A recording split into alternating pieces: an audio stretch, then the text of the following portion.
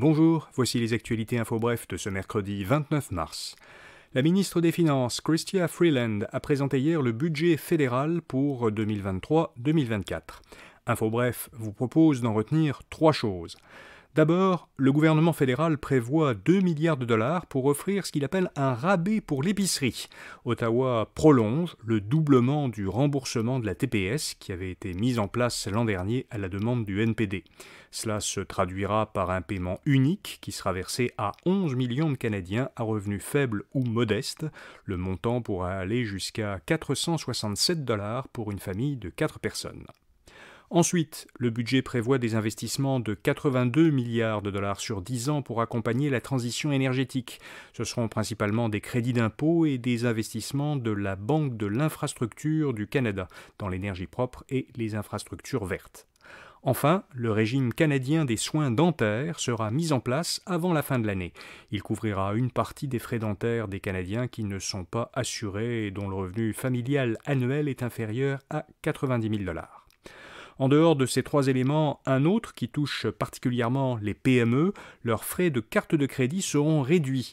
Le gouvernement fédéral a annoncé que Visa et Mastercard se sont engagés à réduire jusqu'à 27% leurs frais d'interchange, des frais qu'elles font payer aux petites entreprises pour les transactions par carte de crédit. Pour plus de détails sur ces points et d'autres éléments à retenir, voyez notre article « Budget fédéral, voici l'essentiel » à infobref.com. Le ministre du Travail, Jean Boulet, a présenté un projet de loi pour interdire le travail des enfants de moins de 14 ans. Il y aurait quelques exceptions à cette interdiction, le gardiennage d'enfants, le rôle de livreur de journaux, des pratiques artistiques ou le fait de travailler pour un parent dans une entreprise familiale de moins de 10 salariés.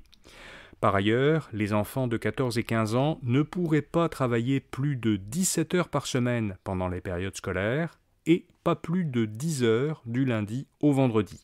Ces limites s'appliqueraient à partir du 1er septembre.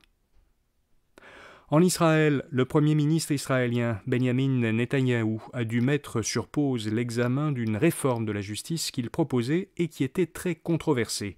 Des dizaines de milliers de personnes ont manifesté contre ce projet de loi qui, selon ses opposants, donnerait un pouvoir presque absolu au Parlement israélien. En effet, la réforme, qui est défendue par Netanyahou et ses alliés d'extrême droite, prévoit de restreindre les pouvoirs de la Cour suprême au profit du Parlement. Si la réforme était acceptée, le Parlement pourrait ensuite, par un simple vote, empêcher la Cour suprême d'annuler une loi.